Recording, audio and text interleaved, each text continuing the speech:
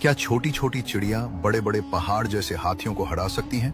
Science और logic कहेगी नामुमकिन, लेकिन कुरान कहता है हाँ। ये वाकया है इस साल का, जब हमारे नबी सल्लल्लाहु अलैहि वसल्लम की विलादत होने वाली थी।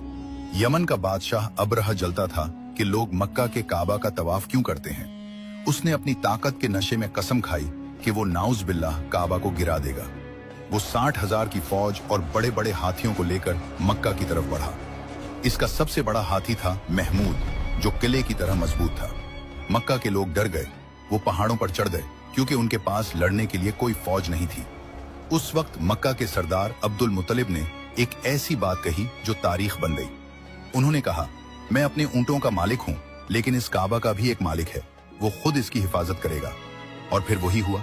जब अबरहा का लश्कर मक्का की सरहद पर पहुंचा तो वो बड़ा हाथी वहीं बैठ गया।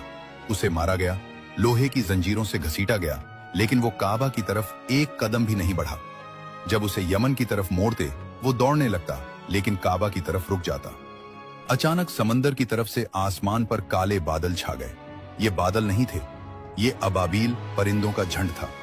हर चिड़िया की चोंच और पंजों में छोटे छोटे कंकर थे जो मुसव्वर की दाल के बराबर थे।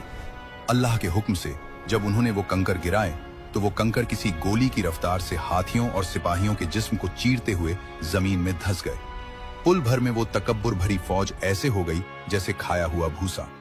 अल्लाह ने दिखा दिया कि जब वो चाहे तो वो कमजोर चिड़ियों से भी बड़े बड़े तकब्बुर को मिटवा सकता है। अगर आपका भरोसा अल्लाह की ताकत पर है तो कमेंट में अल्लाहु अकबर लिखें और चैनल को सब्सक्राइब करें।